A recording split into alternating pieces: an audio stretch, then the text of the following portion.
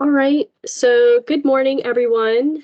Thank you for joining us today for our webinar, Branching Out, a deep dive into tree removal permits, mitigation, site development, plan reviews, fees, and enforcement. I am Kara Specht. I am the Coastal Region Urban Forester with the South Carolina Forestry Commission. Before we begin, I want to go over a few notes. We are using Microsoft Teams for this webinar, so your microphone and cameras are off. If you have any questions during the presentation, feel free to use the chat function and we will address them during our Q&A session. This webinar is scheduled for 1.5 hours and it is being recorded, and you will receive a link to the recording once it is posted on our website. Everyone should have pre-registered to view this webinar, so SAF and ISA credits will be submitted on your behalf. And for those of you seeking AICP and SCP EAC credits, a certificate will be emailed to you, hopefully by sometime next week. And if for some reason you did not sign up for this webinar, I'm going to put my email in the chat and I can get your information for your continuing education credits.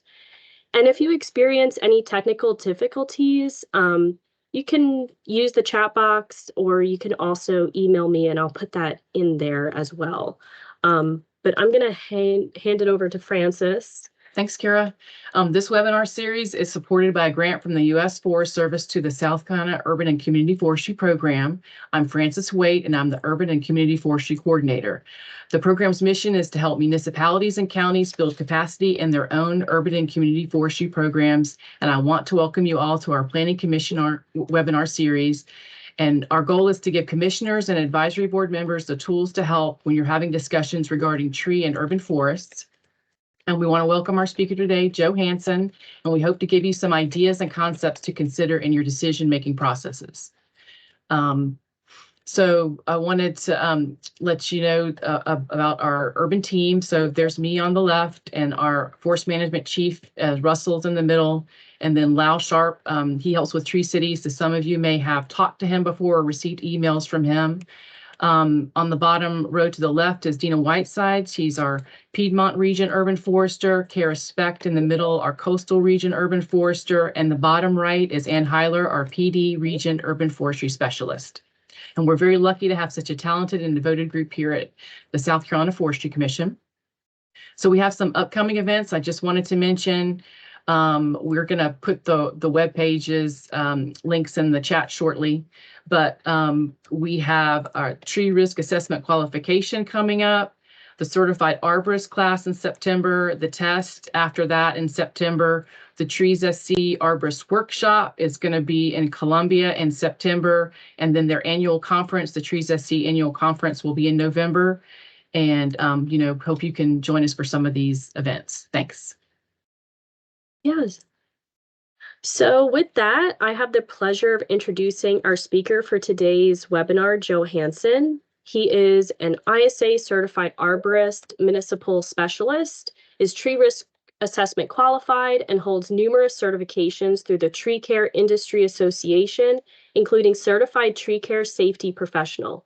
Joe is the Village Forester Tree Preservation Officer for the Village of Wilmette, Illinois, serves on the Illinois Arborist Association Board of Directors as the Vice President, serves as the Chair of the Urban and Community Forestry Committee on the Illinois Forestry Development Council, is a task specialist on the Illinois Urban Strike Team, and the host producer of the Municipal Arborist podcast. So thank you, Joe, for joining us. And I'm going to stop sharing so that you can share your screen. Okay, thank you. Thank you, everybody, for signing up for this webinar on the internet. It's a great place to learn things when you don't have to be there in person. I just wanted to say that I am not necessarily a expert at this, but I do have many years of experience. I assisted with administering an ordinance in another village here for about almost 5 years, and I've been with Wilmette for about 2.5 years. So I like to share kind of the in the weeds experience that I have with some of this, because there's a lot of high level understanding and misunderstandings that are associated with tree preservation ordinances and site mitigation issues. So with that, I'll kind of jump into the slides here.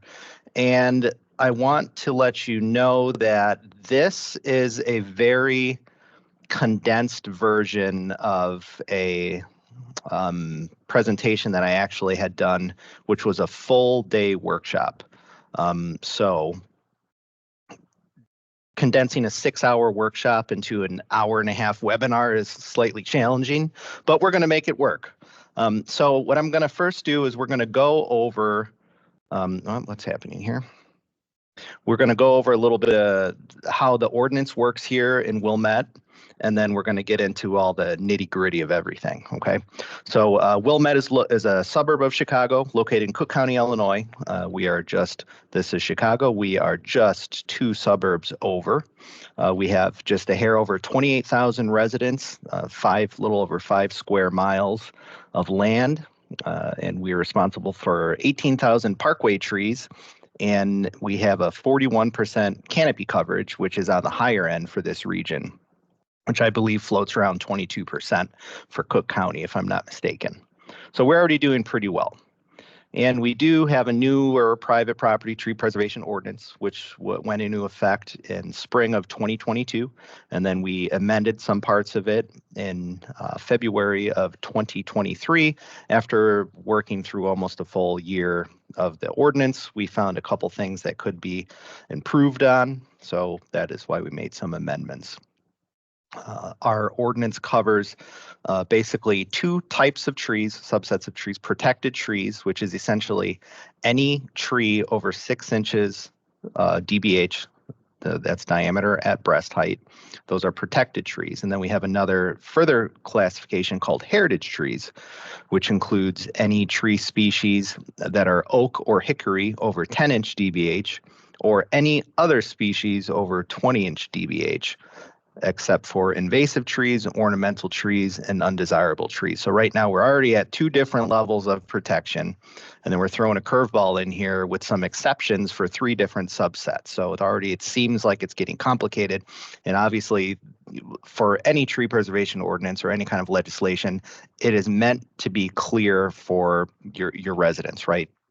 However, when we're dealing with trees, they obviously can be fairly more complicated. So trees that are not considered heritage trees are invasive trees, which we have a separate tree regulations manual, which all of these lists live under. So the good thing about having a manual such as this, some people can put them in management plans as well, is that we don't have to have these in the legislation. So we don't have to go back to the village board or a city council or something like that every time we want to make a specific change to a species classification. That can be done administratively in our tree regulations manual. So our invasive list is honeysuckle, buckthorn, Russian olive, tree of heaven, and white mulberry. We don't require any permit fees or replacement requirements for the removal of any of those, and we would like you to remove them anyways. Ornamental trees that are not considered heritage trees include crabapple, eastern redbud, eastern red cedar, hawthorn, lilac, mugo pine, and serviceberry. And then we also have the undesirable trees, which are Austrian pine, blue spruce, Callery pear, Osage orange, Scots pine, Siberian elm, and willow. Now, regardless of their size, these will not be considered heritage trees. The reason we have these 2 separate ornamental and undesirable lists is the original ordinance only specified the original ordinance specified a heritage tree as any tree over 20-inch DBH.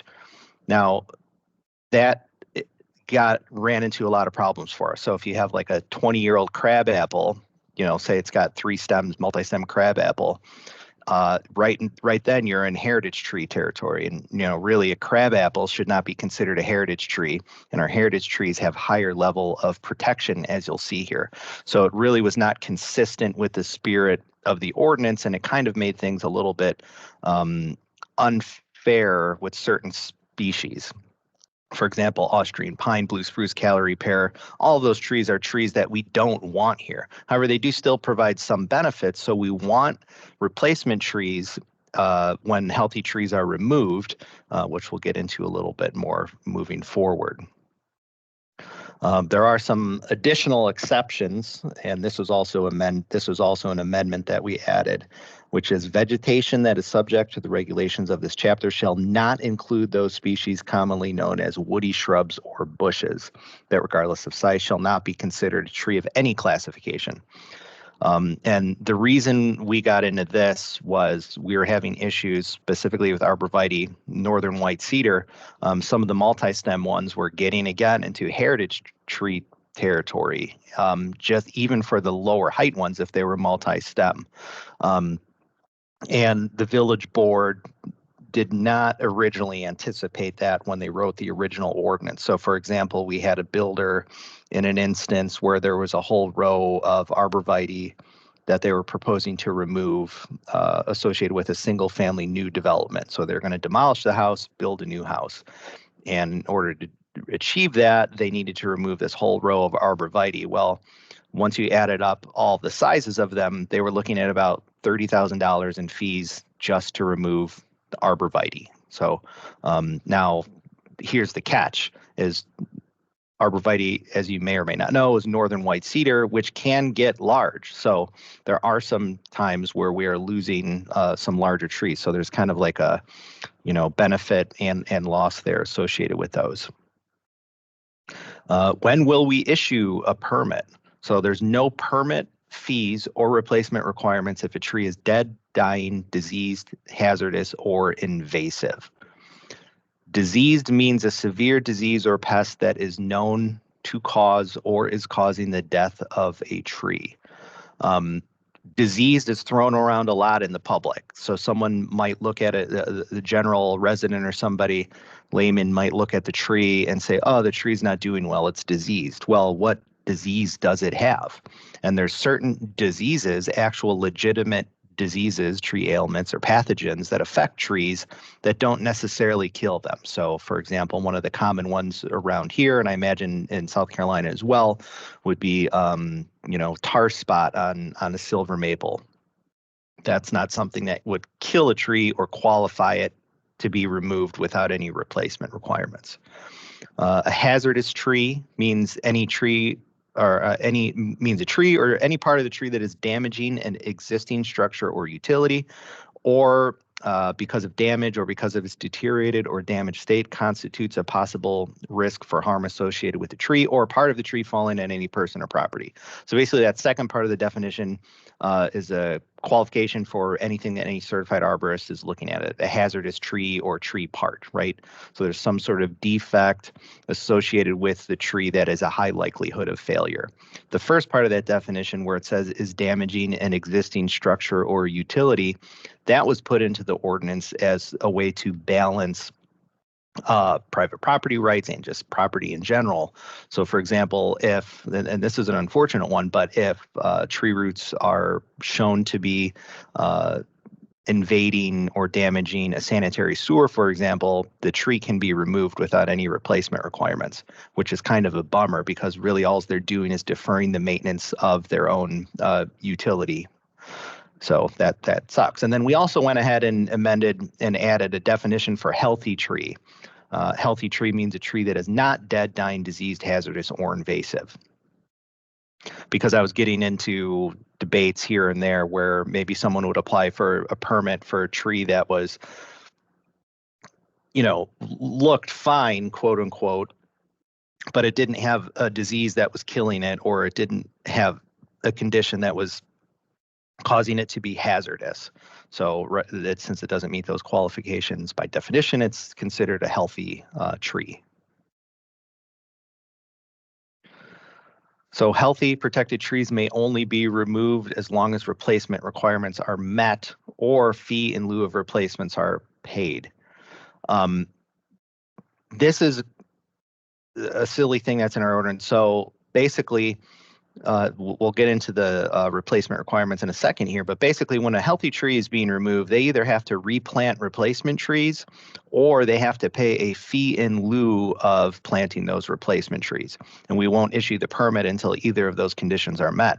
Now, the problem is that generally when somebody's removing a tree and there's replacements that they either want to plant or that are required or mandated by the village, it's typically associated with construction, or even if not, you need to remove the tree to make room to plant a new tree, especially when you're dealing with parcel sizes such as we are, which is the typical average parcel or private property size in our village is going to be about like 50 to 125, 140 feet, somewhere in there. So, but picture a construction project where someone's demolishing a house, building a new house. Some of those projects can go a year and a half easily. So to force them to plant trees in those conditions prior to the start of construction is silly. So what we typically end up doing is signing an agreement with them where they have to plant trees by a certain date. Healthy heritage trees, and these are the ones, the heritage trees again are the ones that have higher level of protection, may be removed depending on a couple of circumstances. First is location, which this is tied directly to the zoning ordinance, and that's determined by setbacks essentially, and then also specific instances of construction. So the healthy heritage tree removal process. So we're talking about healthy trees here, healthy heritage trees. We're not talking about one that's dead. We're not talking about a hazardous tree. We're talking about a healthy heritage tree. This is taken from our zoning ordinance, and basically this is like a front yard setback here. So this line indicates an area where the front of the house is allowed to be built at. Same thing with the side yards and the rear yard. And then the area in the middle, that's known as the buildable area.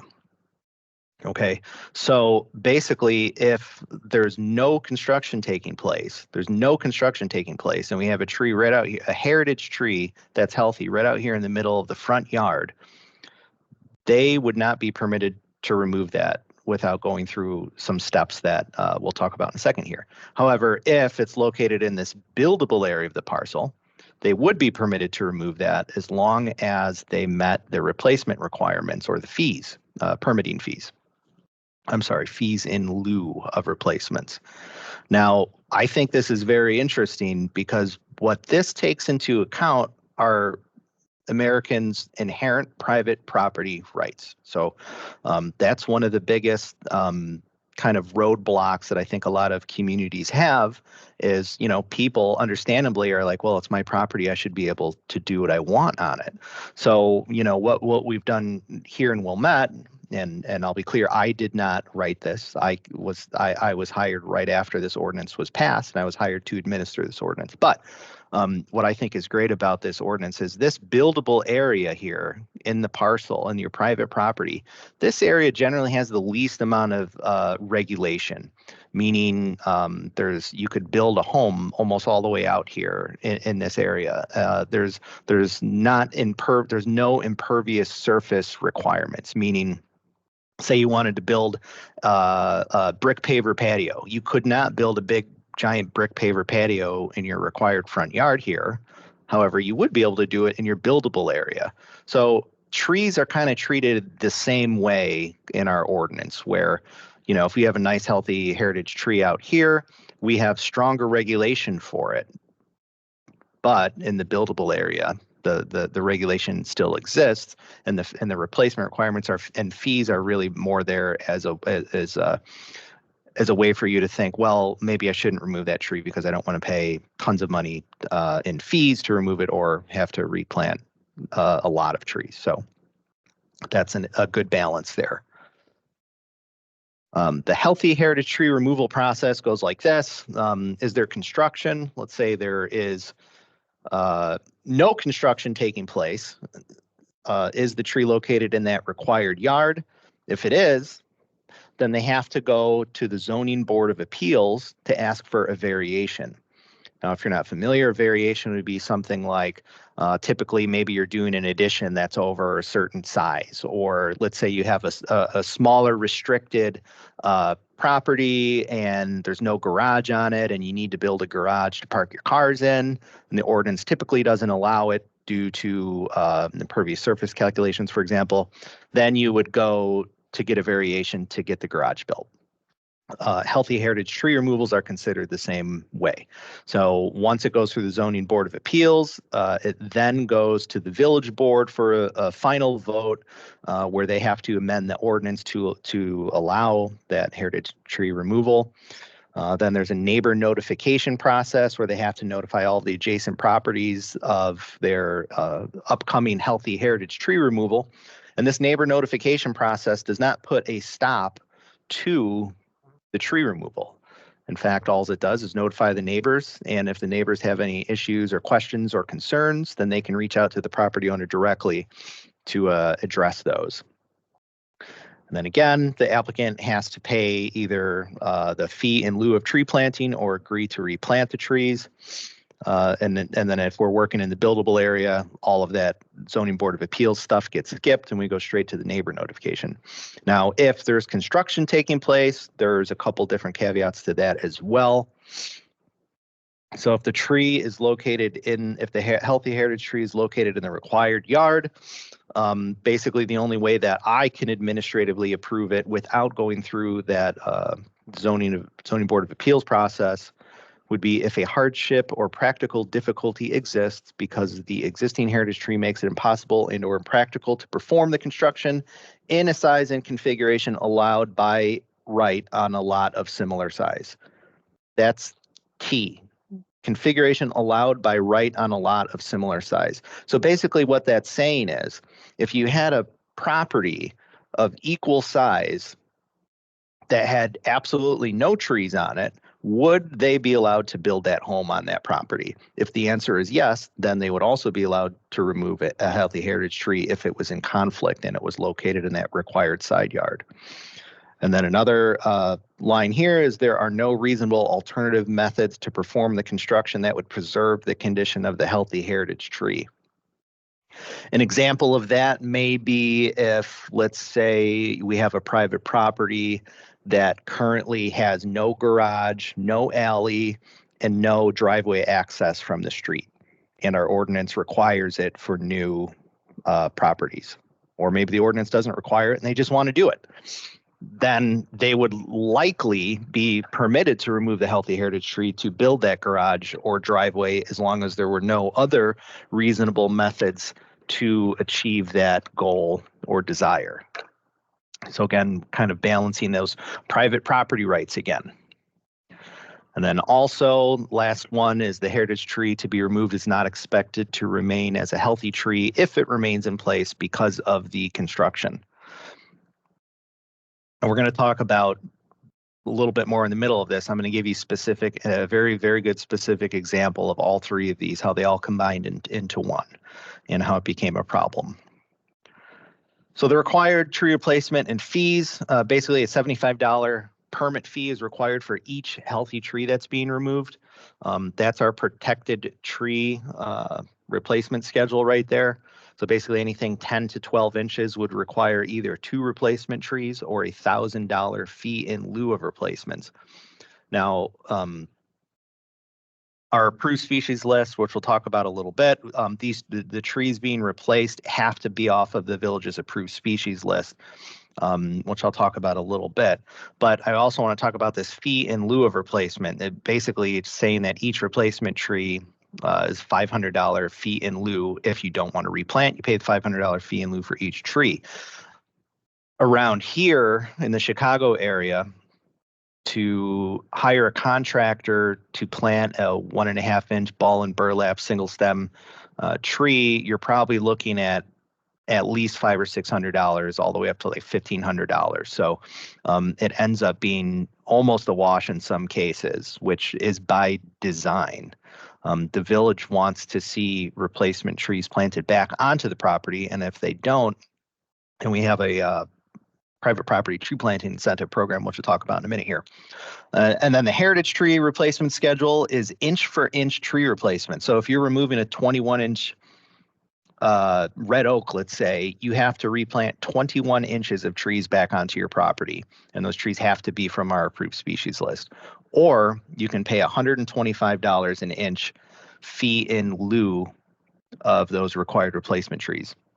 So at 21 inches times 125, you get the number.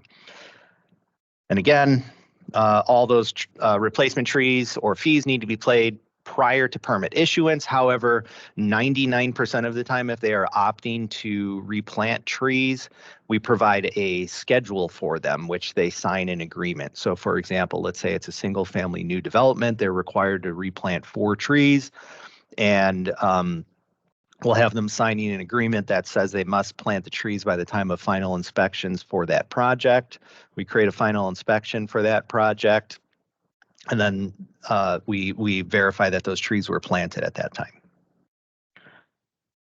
Again, those trees must be from the village's approved species list, 1.5-inch caliper. They have to be single stem. In my experience, everybody wants to plant multi-stem river birches, or they want to plant a lilac, or they want to plant a crabapple. Everything off of our approved species list is a medium to large size shade tree. Since they're removing shade trees, we want shade tree replacements back into the village. The trees must be planted back onto the private property in which the trees were removed, which means they can't go in the parkway or the right-of-way. They have to go back onto private property. And then those replacement trees automatically receive protected status, which means if they want to remove it, even if it's a 3-inch caliper tree, in a couple years, they have to apply for a permit. That fee in lieu money. So if somebody opts to not plant replacement trees and they decide to pay that fee in lieu of planting, we invest that money back into private property through a private property tree planting incentive program.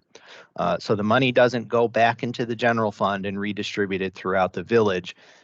It stays in an account, and then we redistribute it through a rebate program. So basically, if somebody wants to plant a tree from our approved species list on their private property, we will rebate them up to $500 to plant those trees. And that's a whole separate application process that I administer and go through. But it's very unique. Generally, when people are collecting, or villages or municipalities are collecting permit fees, it doesn't go back into a system like this. And this makes it really easy to justify these fees in lieu when you're talking to a property owner. Sometimes maybe a property owner is removing a tree for what they perceive as a good reason. Let's say it's an 11-inch Norway maple tree, and it's like starting to, buckle their patio or something like that. I don't know. And they want to remove the tree. And they don't understand why they have to replant trees, and there's no room on their property to even replant a tree somewhere else. And I have to say, well, then you have to pay the fee in lieu. And then they're upset. Oh, the village just wants to collect money. So now I can explain to them, like, no, well, the spirit of the ordinance is we're removing healthy trees, and the village just wants healthy trees replanted somewhere in the village. So it's not going back onto that private property, sure, through this rebate program, but it is going somewhere into the village, which is going to either retain or grow over time our urban tree canopy. There's also in our ordinance construction requirements. Okay, so tree protection fence is required for the entire critical root zone. So anytime there's construction taking place on private property, we have these requirements in place. Have to have this tree protection fence. The critical root zone is determined by a 1-foot radius for each inch DBH of tree. This is a kind of standard arbitrary definition, of course, that probably many of you have seen before. The fence must be a minimum 4 feet tall and installed on driven posts no further than 3 feet apart.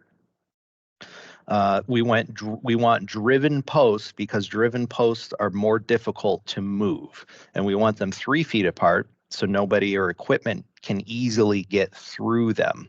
So for example, on a lot of site development projects, you may see 6-foot tall chain link fence like panels installed on stands. Now those stands, you can just move. You can move the fence wherever you want, which obviously totally defeats the purpose of the fence and whatever it is that you're trying to protect. So that's why we want driven posts.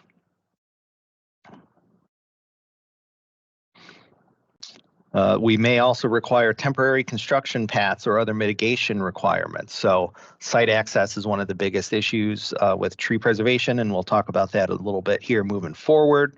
But basically, the ordinance is pretty open as far as what, if we're requesting them to do something as it relates to tree protection, they basically have to do it.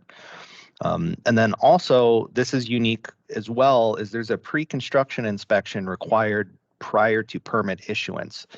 So in the village or the city that I used to work for before Wilmette, we had similar tree protection requirements in our ordinance. However, permits would get issued for, say, again, single family new home. And, you'd be driving by 2 months later and there'd be no tree protection fence up and pretty much everything is destroyed.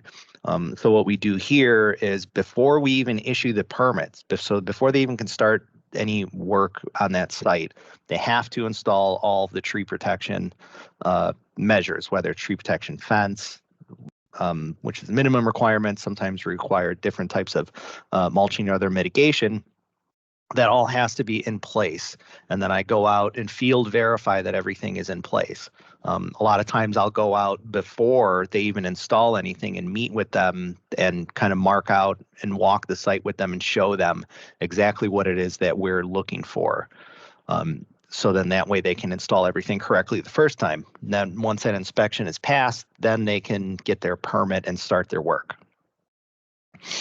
There are submittal requirements for when they're applying for their permits. This is all information that they have to show on their civil engineering drawings. So it has to show a tree survey, which basically, I'm not going to read all of this, but basically they have to show each tree located on the subject property, all of the trees in the adjacent rights of way, and any tree located on the adjacent properties within 15 feet of the property lines. That survey has to be conducted by a certified arborist that has to show the DBH, species, and condition and form of each of those trees. And again, that has to be shown on the civil engineering drawings, which is where 99% of the information that a certified arborist is going to want to see when they're working through tree preservation or tree protection plan. They also have to show a tree protection plan on those civil drawings that shows the tree survey that I just discussed, the location and type of protection fencing to be placed on the property and adjacent rights of way. And again, those private trees, it's 1 inch DBH for every foot. 1 foot of protection for every 1 inch DBH of tree. And then we require that the entire right of way be fenced. And we do that because we want to prevent soil compaction from equipment and trucks driving over our parkway, because we want to plant trees there and we don't want the soil destroyed any further than it already is. They have to show the location of the critical root zone and the types of location of protection to minimize the damage to the roots, such as wood chips, exterior plywood, etc. A description of other required tree preservation procedures, such as root pruning or crown pruning. They have to show the location, shape, and spatial arrangement of all temporary and permanent driveways, parking areas, temporary material storage sites, and access ways. We want to know where they're going. Where are they coming in with all of their with their loaders and excavators and dump trucks? We want to know where everything's coming in when they're delivering those materials. We want to know where the dumpster is going to be. We want to know where the spoils and material storage areas are. We want to know these things because we want to make sure that they're not impacting the tree's critical root zones, essentially. And we're going to, and obviously, or maybe not so obvious, is that's the soil compaction issue. And then we also need to know the location of any new utilities. And we'll get into that. That's kind of obvious. We want to know where you're putting your water service or your gas or your electric. And then the limits of any land disturbing activities, and then we need to see spot elevations on those civil plans. And we want to see that because we want to make sure that they're not dramatically or changing the grade in a way that's going to negatively affect a tree, either through the removal of soil in the critical root zone itself or because a change in overland water flow into the critical root zone of those trees. Penalties for not being in compliance with our ordinance is anywhere from between $50 and $7,500 per offense, in addition to permit fees and any replacement trees or fees in lieu that would have been required. And damage or removal to any village-owned trees include the above fines, plus any monetary assessment at industry standard value, plus the cost of replacement.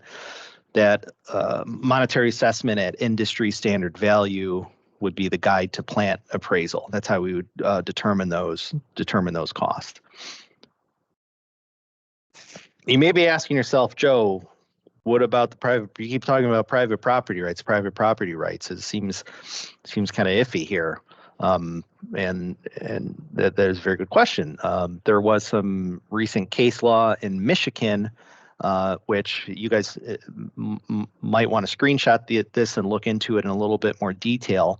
But essentially, what happened is a developer purchased, I believe, I want to say it was either a 20 or 40 acre piece of land, and they split it into two, and they clear cut one of those entire new parcels. And the township found out that they removed the trees, so they were in violation of their tree preservation ordinance, and they assessed something like, I think it was, don't quote me on it, but I think it was somewhere between $500,000 or $700,000 in fines, essentially. So the property owner brought it, sued, and then the adjacent property owner, which is essentially the same developer, also sued in Michigan Supreme Court. And basically, the ordinance was found to be unconstitutional for a couple of different reasons. So essentially, they got away with clear cutting this land. The reason that was found unconstitutional, it was determined to be an unconstitutional taking, meaning the fines and fees were too high relative to the property value. Basically, the assessment of fines would have made it impractical to develop the property or even be able to resell it to make it any use to any property owner. Another thing that the courts found was that the burden needs to be community-wide. In Canton's case, for example, it was limited only to certain property types. It wasn't shared with the entire community. So, for example, in Wilmette, our ordinance covers everything, whether it's commercial property, private property, it doesn't matter. The whole community essentially shares the burden, as it were, of the ordinance. And the courts in Michigan found that that was one of the reasons why it became an unconstitutional taking as well. And the Canton ordinance also did not have any clear justification or purpose, both for or against trees. It was essentially just, well, we want to have a tree preservation ordinance. Here's our fee schedule for removing these trees, but there was no justification for it. And then, last but not least, but certainly very important, is Canton Township did a pretty poor job of defending the case. But anyways, this case law is very important when considering writing or enacting a tree preservation ordinance in your community, and make sure if you have any local, any of your, municipal, township, village, city, et cetera, attorneys working on it, that they look at this case law and see how it's going to interact with whatever it is that you're proposing in your own community. Okay, we're going to get into the tree removal permit application review process. And again, I'm sorry, this was originally all like a 6-hour presentation for a full day workshop. So there's a ton of like little important information missing, but I try to pick the most relevant info from out of all of this. So I guess the first thing to understand is, we can't think about why we like trees or why we want to preserve trees. I think, it's important to take a step back and think about, why do people want to remove trees? We have to understand their perspective, and a lot of people just want to remove trees for the right reasons. They're dead, dying, damaged, hazardous. They're diseased. And again, we talked about that misconception of what diseased actually is and means. Maybe there's construction taking place. Perceived risk is huge. This is one of the biggest reasons that I see after reviewing literally thousands of tree removal permit applications on private property. One of the biggest things I see is perceived risk. Someone's afraid that the tree is going to fall over in a storm. I mean, honestly, every time there's a storm or even a windy day, I get phone calls or tree removal permit applications. They look out the window and they see the tree blown around and they get all nervous. Or maybe there's a limb that's overhanging their garage or their nice car, but obviously if you have the tree assessed by a certified arborist, they can alleviate some of those concerns or substantiate them. But there's a big misconception there with risk and what hazard is. Some people don't like the maintenance and care of trees. It's messy. They don't like cleaning up the leaves. They don't like the fruit that the tree drops, 2 weeks out of the year. So they want to remove the tree. There's a lot of neighbor disputes. Maybe they have a tree that overhangs a neighboring house and the neighbor wants them to remove the tree and they want to be a good neighbor and remove the tree. And that goes right back to the perceived risk. Maybe they think it's a weed tree. A weed tree is something I hear a lot. It's not a scientific term, but basically they may see a tree. They may have a volunteer tree, for example, that grew behind their garage over 20 years, and now they're like, oh, this thing got too big. Well, what they think is a weed tree may actually be, like a nice hackberry or something like that they're not, or even American elm or something, aesthetics. Maybe they don't like trees just because how it looks. They don't like the way it looks on their property and how it's centered or something. This is another good one. Grass won't grow. They need to remove the tree because grass won't grow. That's interesting. Like I said, I work in a community here with a 41% canopy coverage, and that's a lot of trees to put in perspective. Most of them located on private property, and I can tell you, with those trees, there's still a lot of grass. And also sometimes there's a misplaced trust in underqualified contractors. Common terms, chuck in a truck, basically just a guy with a chainsaw and a pickup truck who removes trees for a living. There's nothing wrong with that. But maybe that person does not have a mid or high level understanding of tree biology, tree mechanics, tree risk, etc. And most people in general are just unaware of the value of trees. They don't understand that once they remove that 40-inch bur oak from their backyard, that their cooling costs in the summer are going to go up dramatically due to the loss of shade onto that home. So a lot of things. And some people just don't like trees. But what is our role? Our role, I wrote this. This is not taken from anything, and I truly do treat all tree removal permit applications review in this manner. So our role is to act in a professional capacity, utilizing our experience, training, and credentials, utilizing industry standard methodology, typically a limited visual inspection, to compare the condition of the trees proposed for removal to the conditions set forth in the legislation.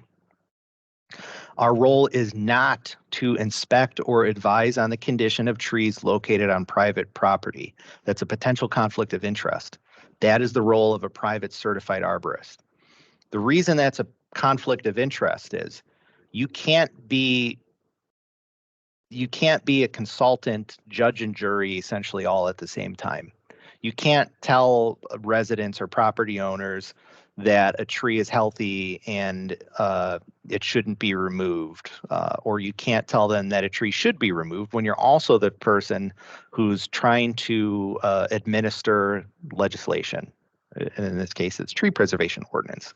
Also, there's certain liability associated with that too. So keep the liability on the private certified arborist. Keep it out of the municipality. And this is really important. We are not the saviors or guardian angels of trees. That takes us back to that conflict of interest. We are reviewing these permit applications from a professional, again, in a professional capacity. Don't think about if you would remove the tree or if you think the tree removal proposal is silly. You just have to look at what the ordinance says. We're just comparing the condition of the tree to the conditions set forth in the ordinance. This is screenshots of our tree removal permit application, and I share this because some of it is important information that you're going to want to ask if you have some sort of ordinance. Top portion here is the address of the project, who's the person doing the work, application instructions, and a big box here tells you need to submit a plat of survey. The reason we need a plat of survey is we need, since our tree ordinance is tied to our zoning ordinance, we need to know where those trees are located on that plat of survey so we can determine what the required yards are and how that affects what the conditions may or may not be. We need them to complete this proposed tree removal list here, which lists the species, DBH, location, and reason for removal. And then we want them to mark the trees with like a ribbon or paint or something like that. So when we go out to the property to field verify the condition of the trees, we can easily identify them. Now, it's not such a big deal if there's only 2 trees on the property, but if there's 20 trees on the property and they're all similar species, you definitely want them to be marked. We have a little section here basically outlining that they're attesting that the information they're providing is accurate, the signature, and then the whole back page is for our use. We don't need to talk about that too much. But we'll talk about the process flow, how it works. Application is submitted to the department. Application is initialized and given a permit number, essentially. It's routed to the reviewer, which would be me. And then I look at the application. And part of that application review is the basic information there, the tree species, size, location, condition. Do we have a plat of survey, site plan, or something that indicates where those trees are located? And is the reason for removal there? Then we go out and field review. This is one of the biggest things that I see missing from quite a few municipalities that have tree preservation ordinances, is they take the application in and they take the application at face value. Now, some municipalities require that a certified arborist submit the application. And I'm certainly not going to knock on certified arborists because I am one, and most of you in this webinar probably are as well. However, most of the information that I see on permit applications is inaccurate, whether it's the size or the condition. And the other thing is that private arborists or anybody who's submitting these permit applications don't understand what condition really means as it relates to the ordinance, right? So they may say the tree is declining. I see that term a lot, and the tree may be declining, but it still may not be crossed over into that threshold where it's actually dying or dead or something like that. So it's important, if you have the capacity, to get out there and actually do it, look at it, field verify, compare the condition of the tree proposed for removal to the conditions outlined in the ordinance. Again, super important. Otherwise, everything else is all for nothing. So a lot of the communities that don't get out there and look at each individual tree, they're likely letting a lot of stuff go. And that's just based on my literally thousands and thousands of permit reviews. The information that we get is not always accurate. So once we do the field review, we can communicate those conditions back to the applicant, route it for issuance, they pay the permit fees, and then we issue the permit. Pretty easy. We have some additional requirements in Wilmette. One of the biggest ones is a jointly owned tree. So a jointly owned tree, sometimes called a co-owned tree. Sometimes people call them boundary trees, but a boundary tree can mean a couple different things depending on who you're talking to. But we defined what a jointly owned tree is, which is a tree that has any portion of its trunk where that trunk has emerged from the ground, located across 2 or more property boundary lines, when such properties are not owned by the same party. So what that is saying is where the trunk of the tree emerges from the ground, if it crosses a property boundary, then it's considered a jointly owned tree. This is based on very well-established case law in the United States and in Illinois as well. So we will not issue a tree removal permit for a jointly owned tree unless we have permission from both parties. I'm going to talk about an interesting jointly owned tree case moving up here in a little bit. Okay, let's get into the construction principles.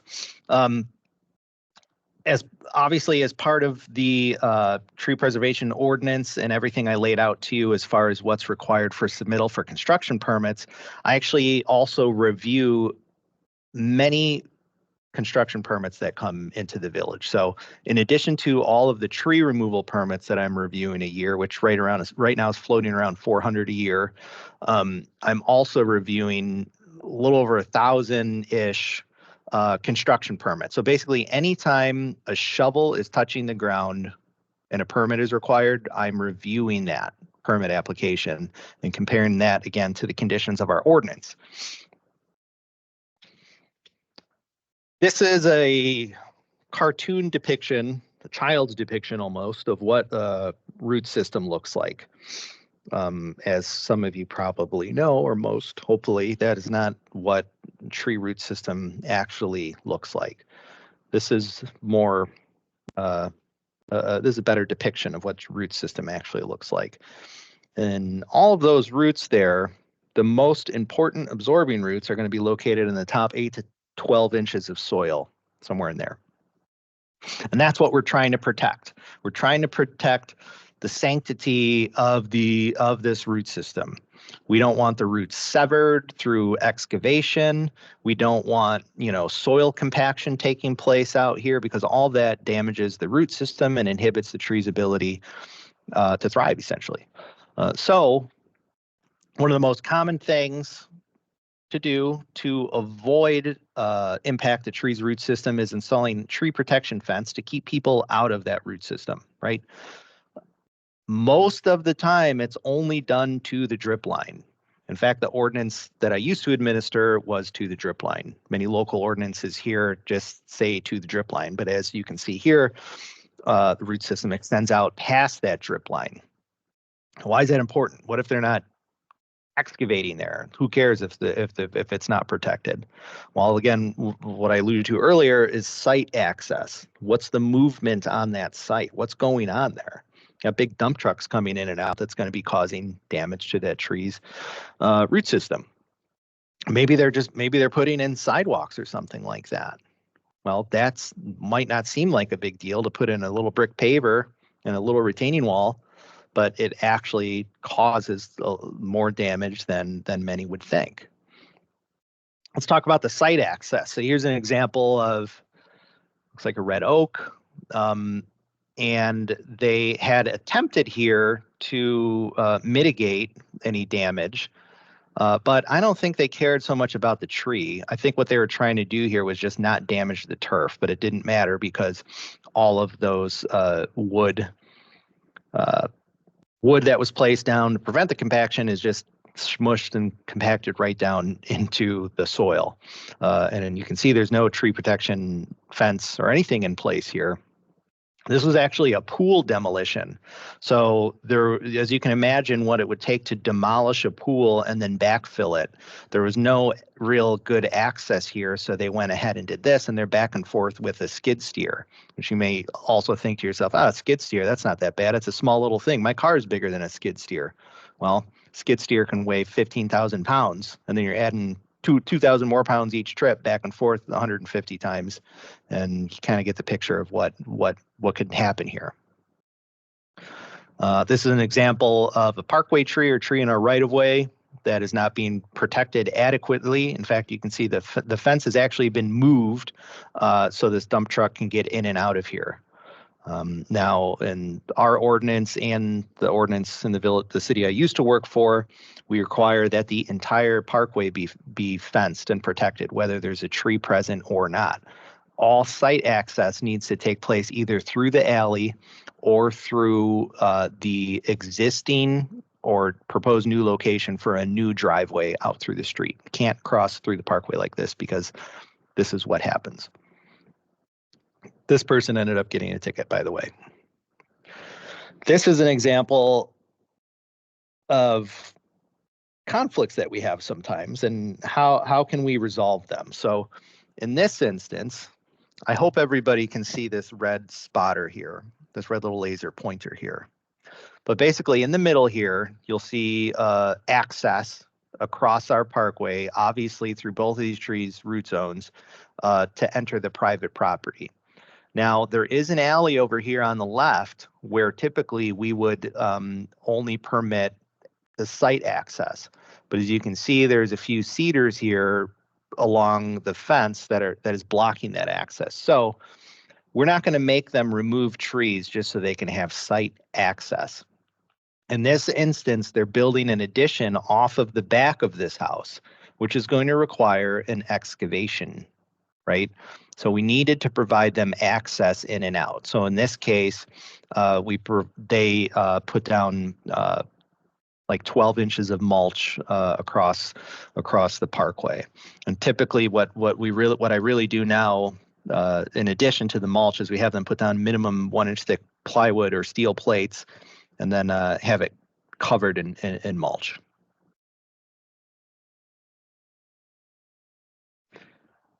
But it's just a simple walkway or sidewalk. We're not removing any trees.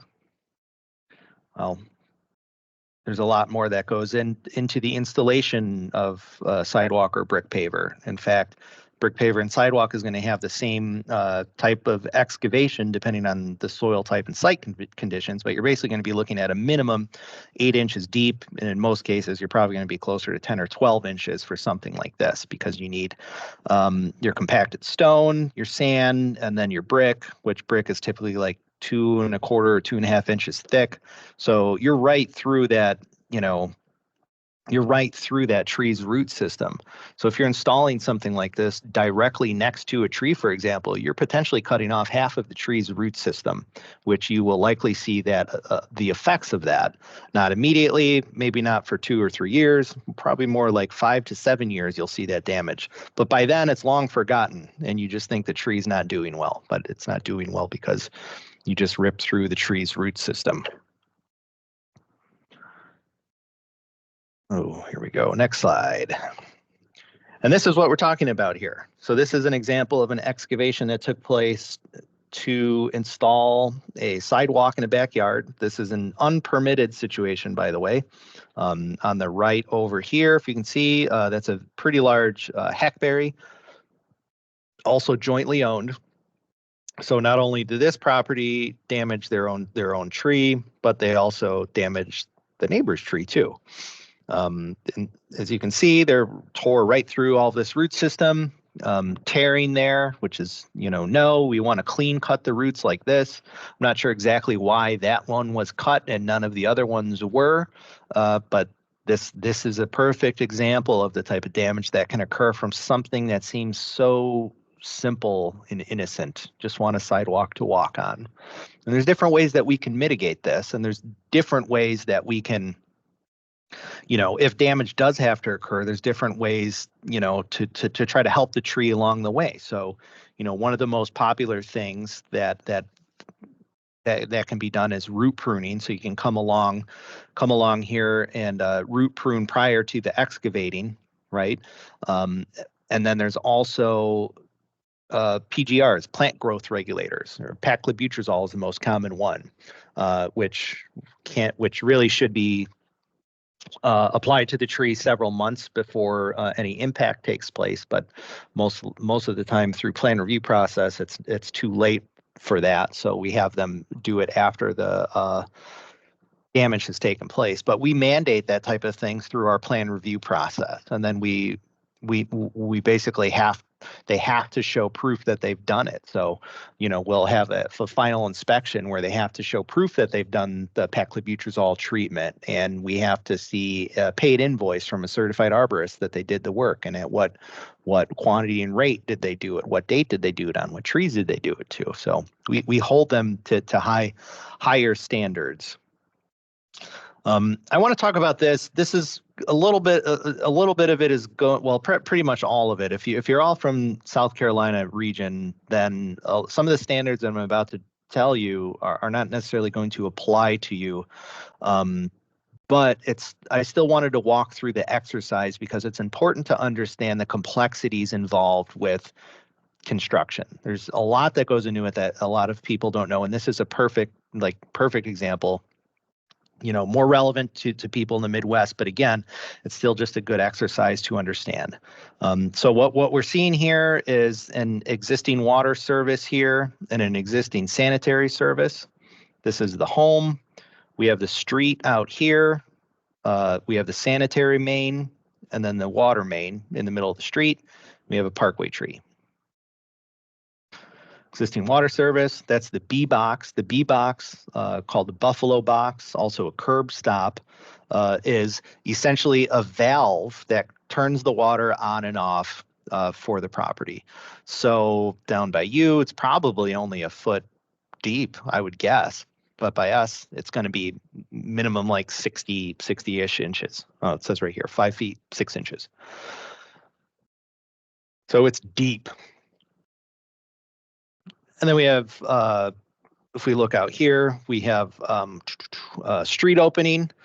So essentially what you have is the way the water flows. The water flows from your distribution plant or whatever through the water mains, connects to a T to your service that then connects to that valve that shuts on and off, right? And then that connects to your house. So you can take a shower, use the bathroom, cook, drink, people need water.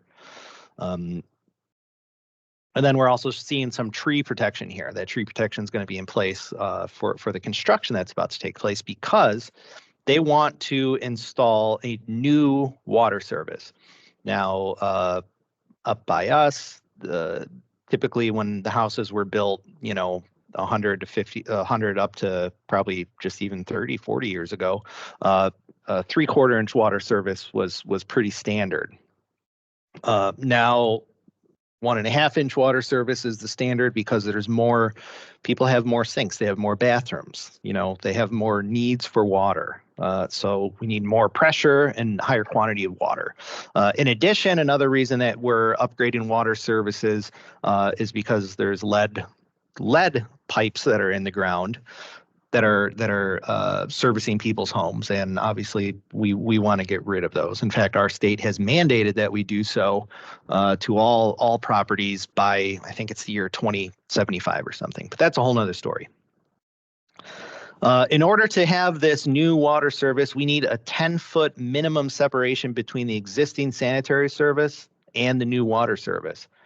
We need that separation because we don't want any of this sanitary, meaning, gray water or black water from your bathroom leaking into your water service, coming back in and making you sick.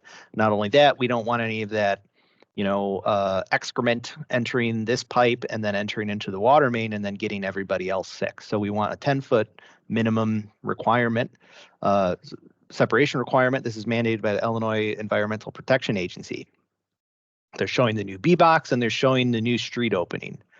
So right away, what we have here is we have an excavation that needs to take place to disconnect the old connection to the main. We have an excavation that needs to take place to connect the new service. We have another excavation that needs to take place to install that new Buffalo box 5.5 feet underground. And we need another excavation over here to take place. So right now we have 1, 2, 3, 4, we'll say a minimum 3, sometimes 4 excavations that need to take place. This tree is right next to this proposed new location that obviously provides, or that presents itself with an issue. Not only that, how are we going to connect from the house all the way to here? And there's 2 ways to do it. The first is with a trench, where they're going to literally dig with an excavator a trench 5 feet deep from the house all the way through the sidewalk, through the parkway, through the street, out into the main. Pretty clear damage potential there to trees, not only to the tree's health, but also structurally. Because again, if that tree is located directly next to where they're putting that trench and you remove literally half of the tree's root system, not only is the tree likely to not survive long-term, you've also just inflicted potentially significant structural damage to that tree. So another way that they do it is by directional boring or horizontal drilling.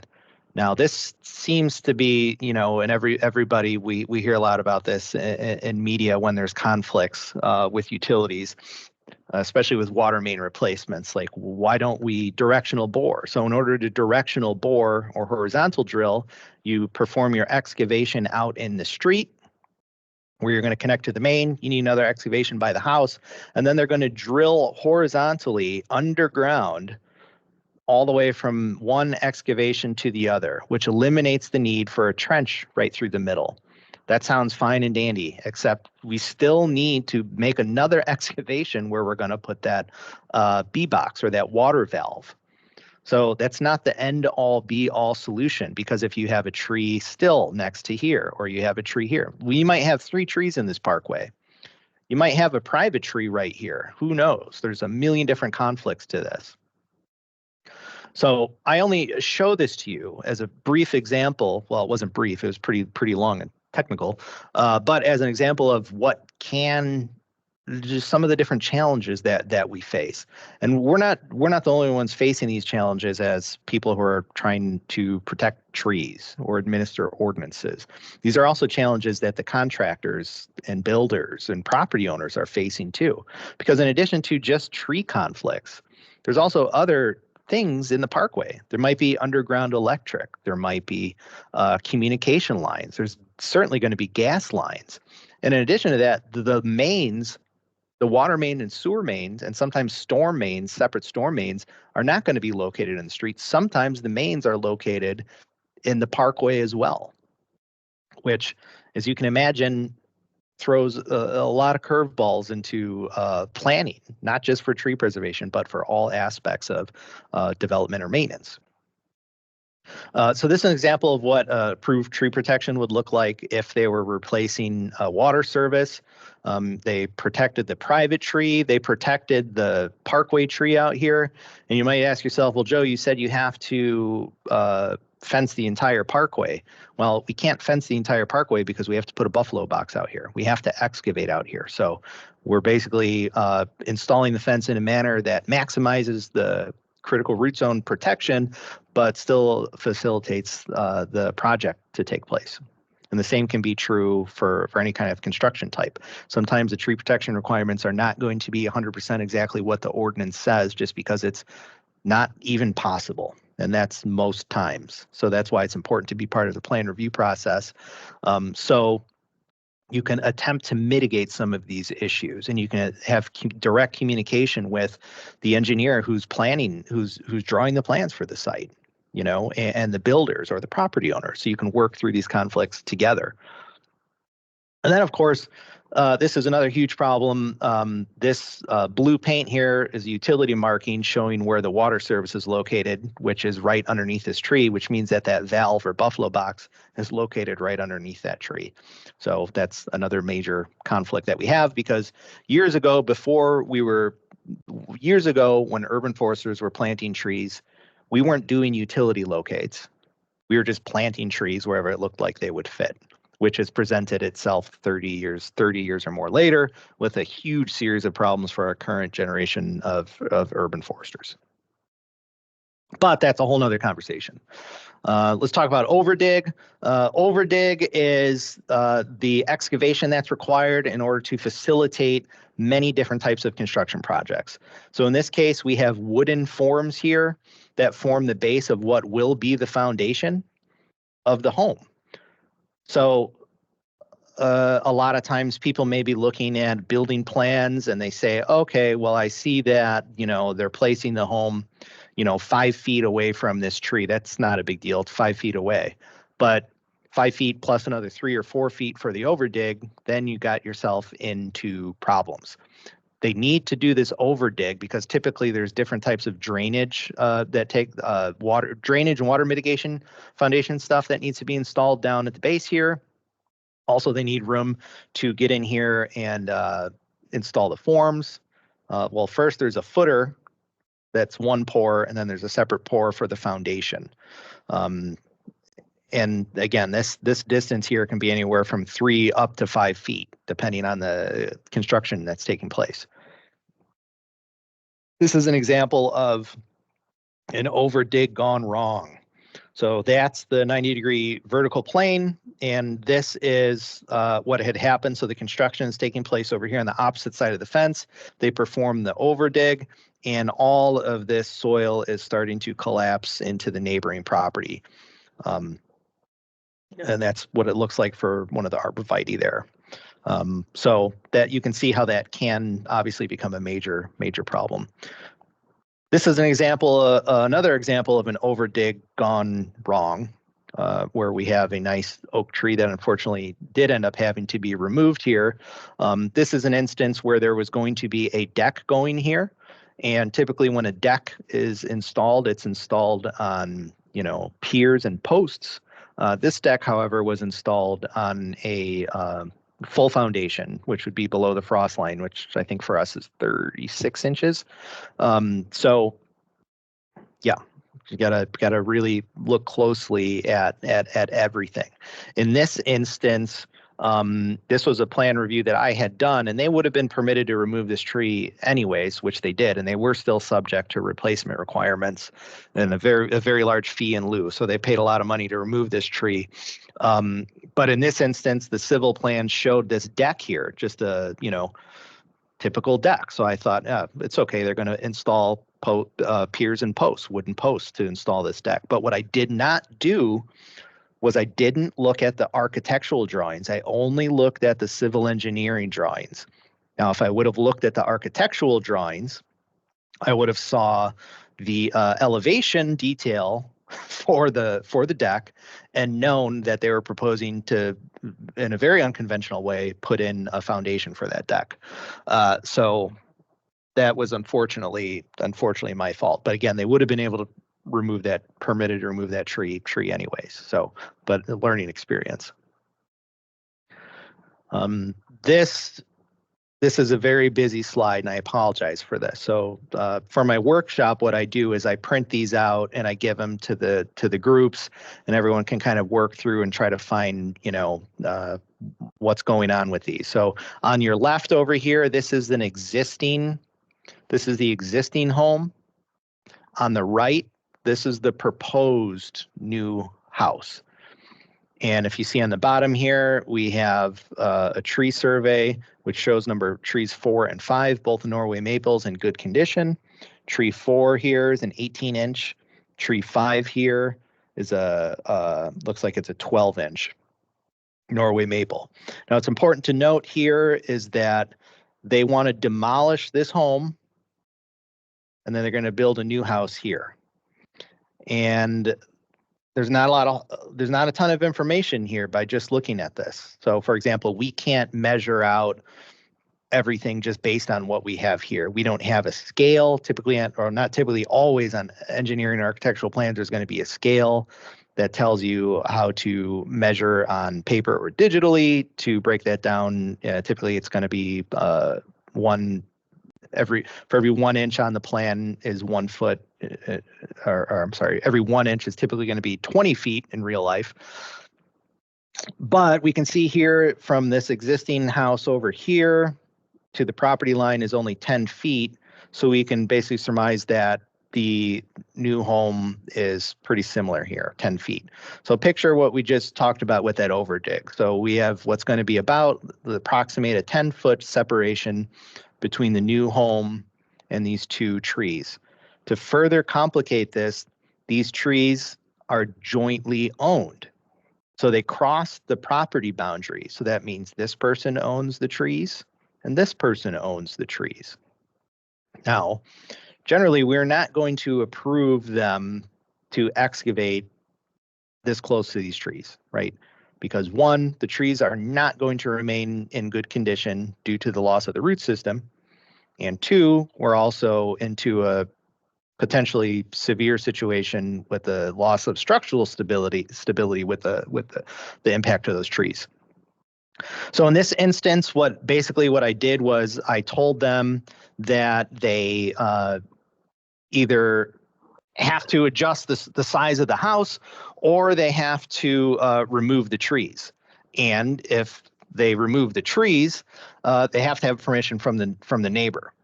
Another option that I gave them was to hire a certified arborist qualified in track to do tree risk assessments on those 2 trees. And if they found that the trees would remain healthy and structurally stable after the excavations took place, then they would be permitted to keep them. Now, obviously, just looking at the condition of these trees and how close they are, I don't think you have to be a tract qualified certified arborist to understand that those trees would not remain in those conditions. Well, they hired a tract qualified arborist and he found the same thing that we all know, that those trees required removal. However, the neighbor next door, who also jointly owned those trees, did not want to remove those trees. So it almost put the whole thing on hold. They would have had to go to a circuit court to work it out on their own, or a civil court to work it out on their own. It would have been up to them to determine what they were going to do. But they actually came up with a pretty elegant solution. This is how close the trees were, very close. So this one's 48 inches. This one's about 27 inches. So what they did was they ended up retaining the trees, but they didn't have to impact the tree's root system. The builder came up with an elegant solution here.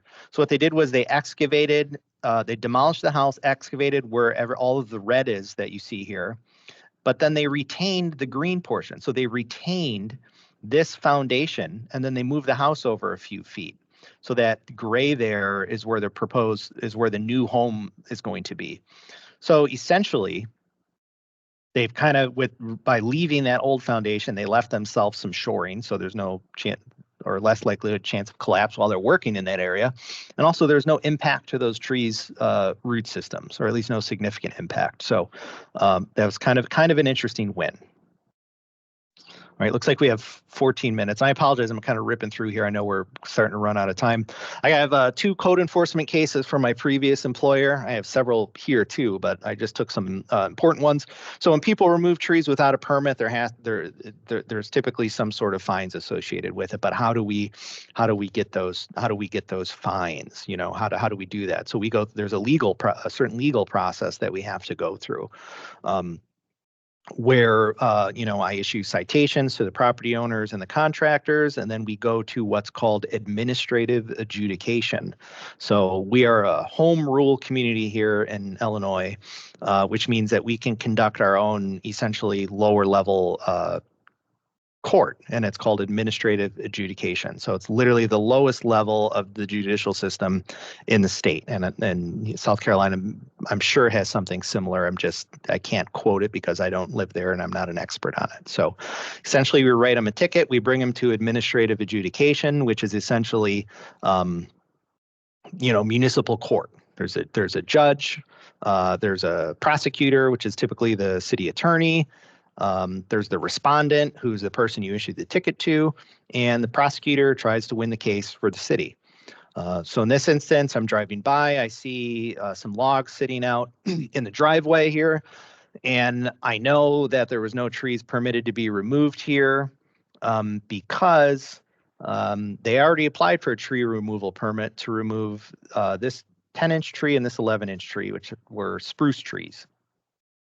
The tree that they ended up removing without a permit was this guy out here on the top side. So they were issued a citation and we brought them to adjudication.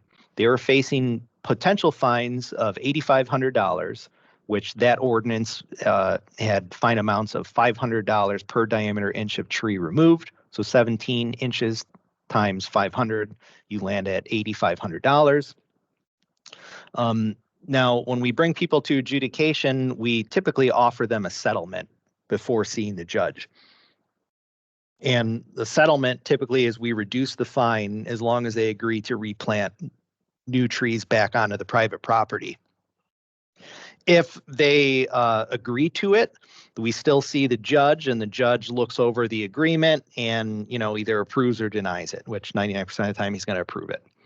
If the respondent does not want to agree to the settlement, then we go to a jury trial where the judge acts as where the judge facilitates, the trial essentially, and then we have to try to prove the case that they were in violation, and then they can defend themselves too, just like normal court. So in this case, we offered them a settlement, which they agreed to. We reduced the fine to $150 a diameter inch, which brought the fine to $2,550. Oh, wait, that second thing is wrong. And they did end up agreeing that I don't know what that 8-inch times 75 is. That's not supposed to be there. But basically it was a $2,550 fine, and they ended up having to replant 2 trees back onto the property. So it's a significant reduction, but we are getting trees back onto the property, which is more of a win than any of the fines would be. This is an instance where this property owner applied for a tree removal permit to remove this honey locust tree. The permit was denied because it was a healthy tree. So what he did was he attempted to girdle the tree. So you can see he actually cut through the cambium near the base of this tree in an attempt to kill it. And then he attempted to camouflage it with black paint, which just made it stick out more. This is the condition of the tree. And, again, you can see this black paint, which is pretty obvious to see when I was driving by. I wasn't even looking for this. This is something that I denied a permit. I moved on with my life. Maybe a month or two later, 3, who knows? I don't remember exactly. I'm driving by and I see this. So pretty clear-cut instance that this guy did this. So for adjudication, he was facing potentially $13,500 in fines, 27 times 500. We offered him a settlement where we would reduce it as long as he replanted trees. He did not take the settlement. We went to trial. He hired an attorney. We attempted to prove our case. Their argument was that the date that I issued the citation, the property owner was in Florida, so there's no way he could have done it. And our argument was, well, that's just the date that we issued the citation. That's not the date that we're claiming the damage took place. I was cross-examined by the attorney. That one of the few times that I have been cross-examined by an attorney. It's kind of a bummer, but it's part of the job. And we won, but it wasn't a great win. He was fined only $1,000, and then the judge left the door open to cite again if the tree dies, which if anyone's familiar with law in the United States, this is what's known as double jeopardy. This is something they cannot do. So what a mess, right? So what ended up happening was, as part of this administrative adjudication process, per state law, if the judge finds if the respondent is not happy with the judge's determination, they have 35 days to appeal to the next level of court, which in our case is the Cook County Circuit Court, where a judge reviews what happened in the case, make sure everything is on the up and up. That judge is not determining necessarily guilt or if the fines were adequate or not adequate. That judge is only looking to see if we procedurally handled the case appropriately. So he appealed to Cook County Circuit Court, where the city unfortunately determined that we did not want to pay another attorney outside of the city to fight that case. So we made an agreement with that property owner where he still only had to pay a $1,000 fine. He did agree to plant 2 trees, and then we issued a permit to remove the tree. And we also agreed to not issue any further citations for the tree. Basically, it was a big loss. I actually have an entire presentation on code enforcement that's probably an hour. Well, it's about an hour and a half long, but I have done it up to 2 hours where there's many different cases that I go into. And most of them talk about how every single case is different. So no matter how you have an ordinance written, how easy it is or difficult it is to prove a case, every single case is different, and every single case is going to have a different outcome, just like any other case heard in a court of law. So looks like we got a few more minutes left if there's any questions, but thank you very much. If anyone has any questions for me that we're not able to answer right now, you can send me an email to any of these 2 here. And then this QR code right here is for a podcast that I have where I talk to different certified arborists and municipal foresters about things in our industry. So thank you. Yeah, thank you, Joe. I'd like to extend a thank you for all your knowledge and experience. And I know we're in South Carolina, so there's some takeaways definitely from what you're doing up in Illinois, and we truly appreciate your time. So there were quite a few questions, and I'm just going to pick and choose some of the ones that um, I feel like could be answered. How do you keep up with the protective status trees? Does the tree planting incentive program help private landowners care for existing heritage tree plant health care? So know that that incentive program only provides rebates for planting of new trees. Um, and it's only, again, if they're off of our approved species list. And I'm not sure I understood the first part of the question. I'm not sure. Oh, someone would like you to display your last slide just so that they have time to write down your email. Sure. Give me a second here.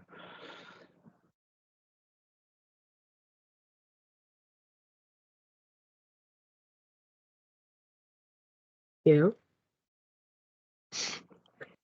Okay. So you have information on the tree survey for new construction, and is that information required if there's an expansion or addition to an existing property?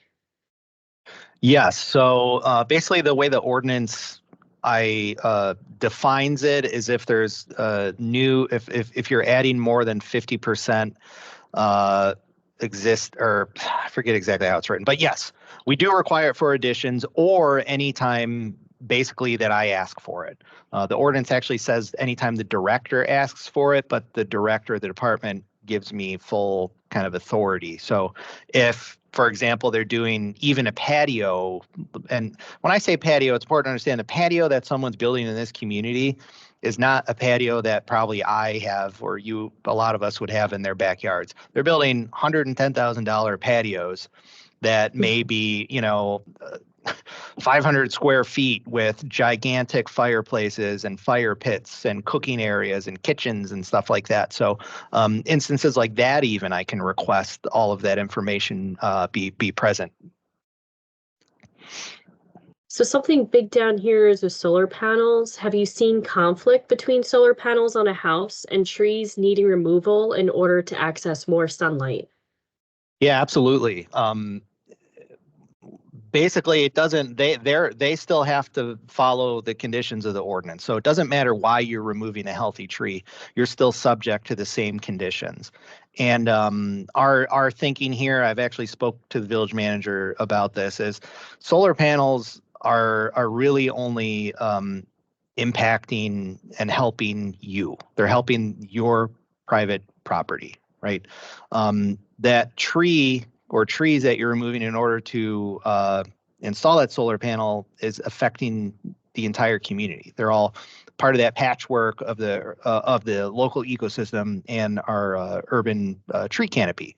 Um, Furthermore, as far as like any other kind of ecological ramifications for not using solar, none of those are really come into play with us geographically here, right? So our power is coming from power plants somewhere far away from here, right? So basically, essentially, is you're the only that private property owner is getting the benefit from those solar panels versus the whole community who's losing those tree benefits by removing them in order to install those solar panels. How many tree removal permits does the village receive on average in a given year, and what percentage of your job is to review these permits? So yeah, we're about 400, just a hair under 400 a year. And the tree removal permit review, believe it or not, I would estimate probably is only maybe 30% of my time. A lot of them are pretty straightforward, and most of them are approved because most are removing them for the right reason. Honestly, most of my time is taken up during plan review for all of the different construction projects, site inspections, pre-construction inspections, tons of different code enforcement. So like we also mandate the removal of dead, dying, diseased, or hazardous trees. So let's say a house has or a property has an American elm tree with Dutch elm disease. We mandate that they remove those trees. So most of my time is like code enforcement and plan review. So following up about the protective status of trees, Drew said the replacement trees for mitigation are under protective status and under the 6 inches. How do you keep up with people planting back and just removing in a year? Are these GIS documented, and how do you monitor this? So basically, when let's say someone removes a healthy protected tree and they're mandated to replant 2 trees, and they sign that tree planting agreement, I basically just put it on my calendar, my Outlook calendar, that this address has to plant these trees by this date. If I haven't heard from them by that time, then I reach out to them, find out what's going on, and then, ensure that the tree's either planted or that they're going to plant them and provide an extension. As far as follow-up for protected status for those size trees that have already been planted, part of my plan review process is to look into existing records. So if someone's proposing to build a new home and I see that there's a tree removal permit 6 months or a year before or 2 years before, I'm going to look at that old permit and see what those requirements were. As far as the GIS stuff goes, right now I am not collecting that data, but I am in the process of adding an additional layer to our tree inventory to where I can start collecting that. I'm actually just waiting on finance to get there to essentially pay our vendor so we can do that. But the interesting GIS question or a thing to note is I am geospatially locating every single tree that's removed from private property in GIS. So that's more so from a data collection standpoint, because GIS is essentially just a spread, a visible spreadsheet on a map. So that's how I'm able to quantify species, sizes, condition, location of trees removed. So I have a ton of data on tree removals. Okay. Well, we are a minute over. We do have 2 other questions, but it's up to you if you have a few extra minutes, or we can wrap it up. Yeah, I can. Yeah, let's knock them out. Okay. So does the village allow other required landscaping, such as a required landscape buffer, to count towards required replacement trees? Or are replacement trees required in addition to any other landscaping required? Probably more applicable to multifamily or other non-single family development. No. So if there's any other portion of the ordinance that's requiring screening or buffers or anything like that, or or anything that's requiring trees, those do not count towards anything that I'm requesting or mandating. So if they remove that protected tree and we're mandating 2 replacement trees, but they're also building a parking lot and the zoning ordinance says that they have to replant or they have to plant 2 trees in that parking lot, that means they have to plant 4 trees. They have to plant the 2 trees that the zoning ordinance is requiring, plus the 2 trees that I'm requiring that's associated with their tree removal.